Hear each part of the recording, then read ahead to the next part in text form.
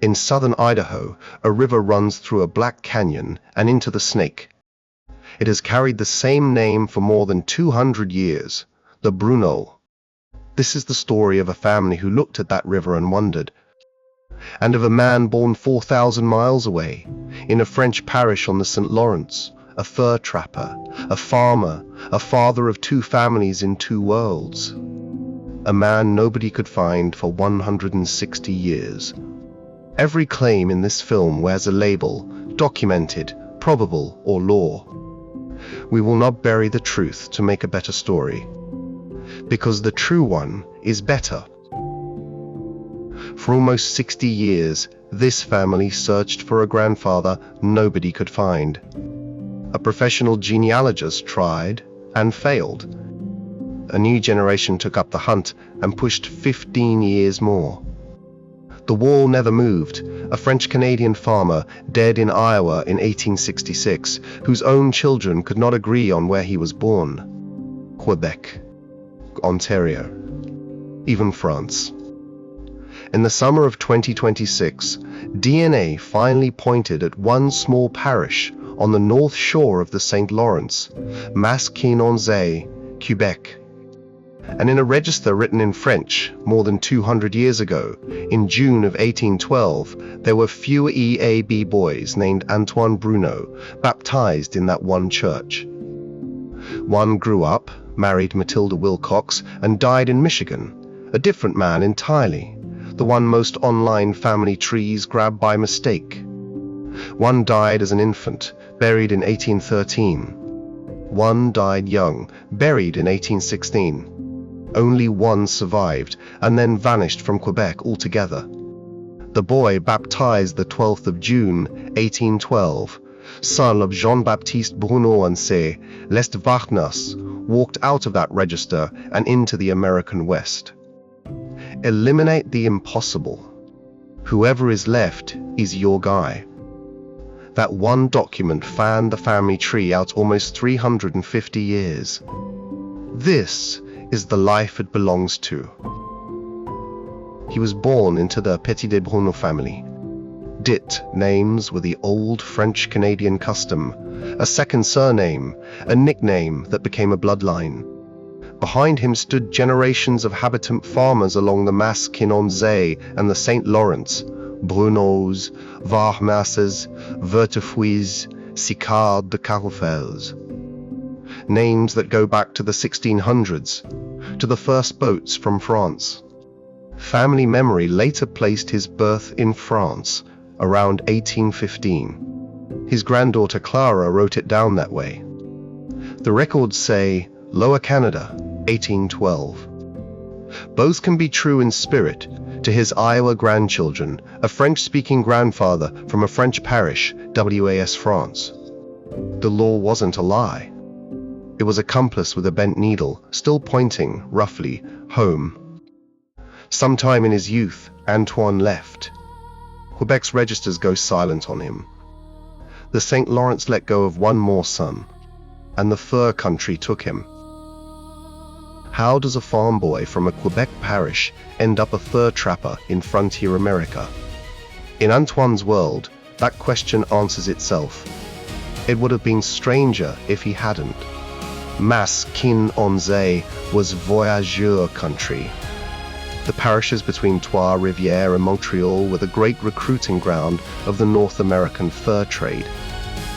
Every spring for a century and a half, company agents walked those villages, signing young men to engagé contracts, paddlers, packers, trappers. On the seigneurial farms, the land was fixed and the families were enormous. The eldest son got the farm. The younger sons got a paddle. The fur trade was not an escape from families like the Bruneaus. It was the family trade of an entire people. Then the trade collapsed at home. In 1821, the Northwest Company, the Montreal firm whose brigades those parishes had manned, was swallowed by the Hudson's Bay Company. Hundreds of French-Canadian voyageurs were thrown out of work. Where did they go? South. To the Americans. John Jacob Astor's American Fur Company, and the St. Louis outfits whose posts ran up the Missouri River. The rosters of the Missouri fur trade in those years read like a Quebec parish register. The Americans hired French Canadians because they were, simply, the best in the world at the work. Antoine came of age in exactly those years. A Maskinongé teenager stepping onto a Missouri River fur boat in the late 1820s was following a rut worn a century deep. He was born in 1812 into the middle of a war between Britain and America.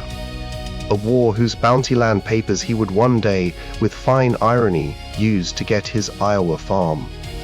His story is not an exception to his century. It is his century wearing one man's name. Here, the documents thin out, and the family's own voice takes over. Walter Farwell, the family's post office historian, called him a mountain man, a fur trapper who worked the western country before he ever touched a plow. Imani, that is law. But it is good law, because it is exactly how a Maskinongé boy of his generation went west. The upper Missouri was Blackfoot country. In the 1830s, the American Fur Company pushed into the Blackfoot trade, and it was standard, respected practice for a trader to marry a native wife à la fa, sans du pays, in the custom of the country. Such marriages were diplomacy, partnership, and family all at once. Somewhere in that country, Antoine took a wife. Her name comes down as Julia, a Blackfeet woman. Her great-great-grandchildren were still telling it in 2011. Julianne was the first one, a Blackfeet Indian woman. My great-great-grandfather Isaac Bruno told our family about his 3 Indian step-siblings. A French-Canadian trapper with a Blackfoot wife named Julia is not a strange family rumor.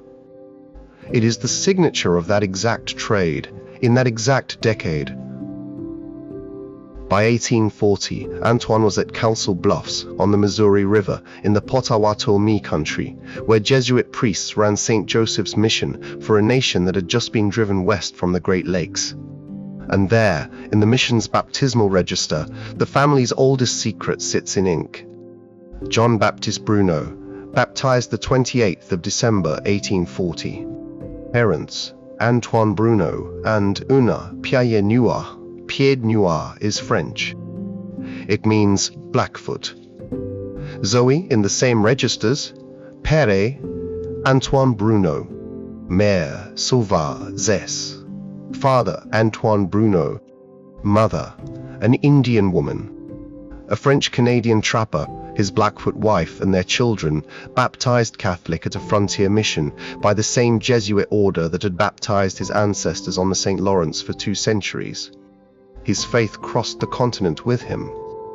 Julia died, the tree says, about 1850, but her children's lines did not end. John Baptist Bruno stayed with the Potawatomi world, married Mary Rod, and his descendants became enrolled Citizen Potawatomi, Alatees on the federal rolls. A mule skinner's family, whose granddaughter, Sheila Bruno Hall, would spend 10 years, 1983 to 1993, fighting the Bureau of Indian Affairs to have that lineage honored on paper. 2 branches of one man's family. One fighting to prove they were Indian. One searching to prove they were French. Both were right.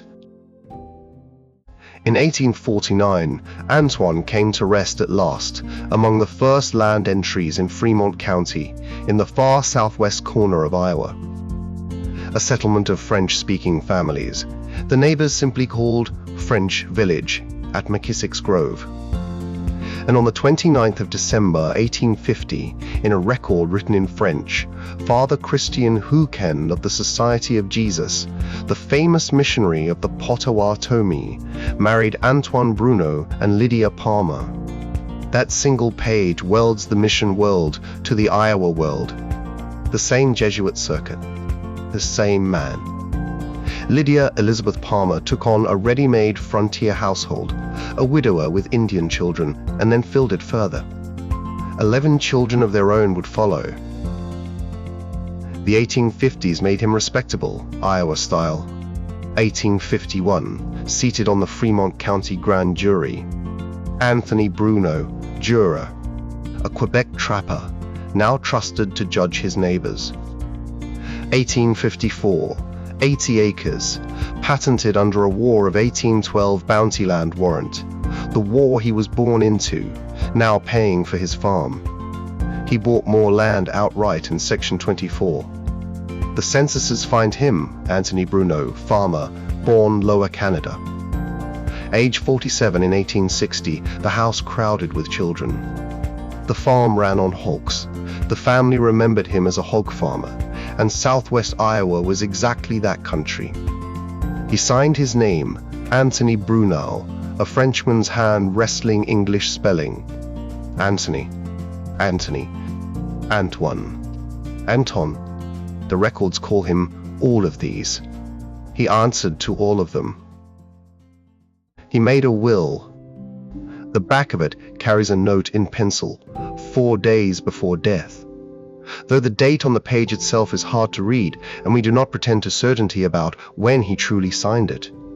Anthony Bruno died on the 18th of May, 1866, at McKissick's Grove, about 53 years old. The Daily State Register of May 29th reported it plainly, the way Frontier Papers did. Anthony Bruno, a Frenchman living in Fremont County, recently committed suicide by strychnine. He was in a despondent state and probably deranged. The family does not hide this and does not sensationalize it. He was a man who had crossed a continent, buried a wife, raised 2 families in 2 worlds, and carried whatever weight all of that leaves in a man, in a century that had no name for it and no help to offer. The will was probated on the 2nd of July, 1866. His stone pink granite still standing says the rest with just a name and a date. Lydia was left with 11 children, the youngest still in arms. The probate file is her monument. November 1866, a guardian appointed for the minor heirs. 1867, her petition lists every child with their ages and states the plain frontier arithmetic, selling land is necessary for the support of said minor heirs. That autumn, she sells 12.5 acres of the children's land for $200, and her own widow's third for $100. $300 to keep 11 children alive. She served the notices, published in the Sydney paper, swore the affidavits, and did it all correctly. A widow running a probate like a business, because it was the only business she had. Then the family did what Antoine had always done. They went west. By 1870, Lydia and the children were in Spring City, Utah, Latter-day Saints now, in a valley of stone houses and Danish and English converts where a French-Indian Iowa family somehow fit. And then the faith did something quietly beautiful with Antoine himself. In the Manti Temple in June of 1917, his grandchildren performed his baptism, his confirmation, his endowment. In 1918, he was sealed to Lydia.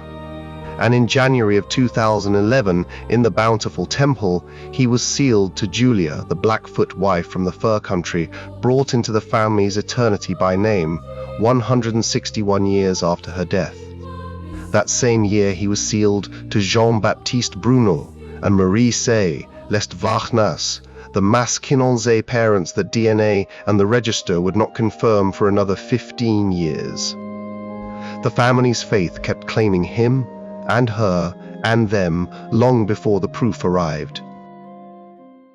In southern Idaho, a river runs through a black canyon and into the Snake, the Bruno. It was named before 1821, the historians say, for a French-Canadian voyageur of the fur brigades, a Bruno of the Northwest Company.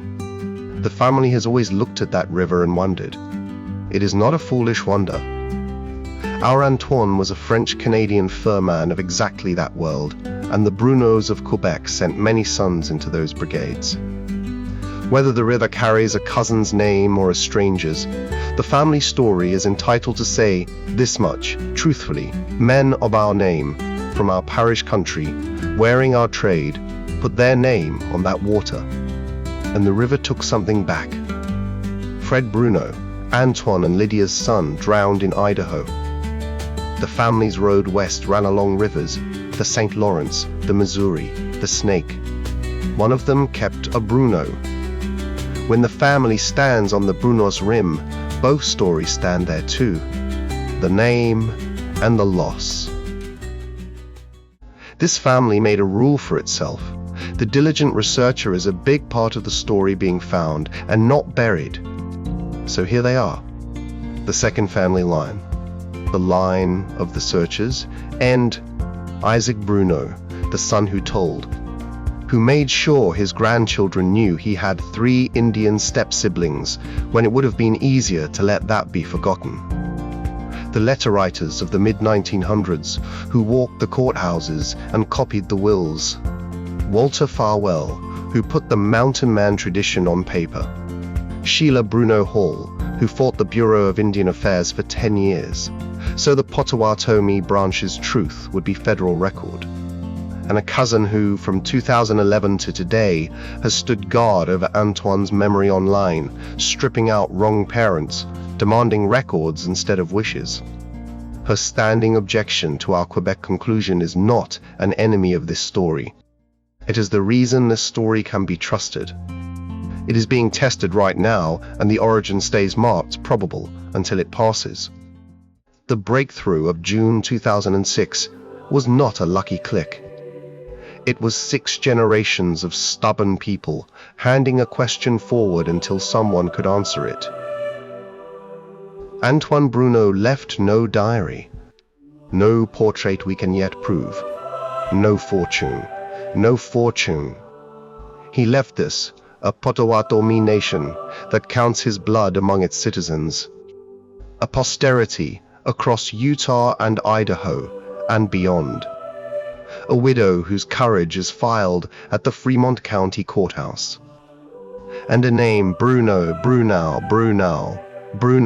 Petit di Bruno, that turned out to be a rope running 350 years back to the St. Lawrence.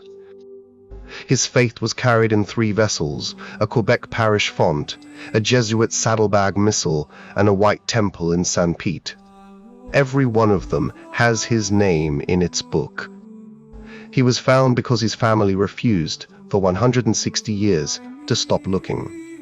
That, more than anything on his stone, is his legacy.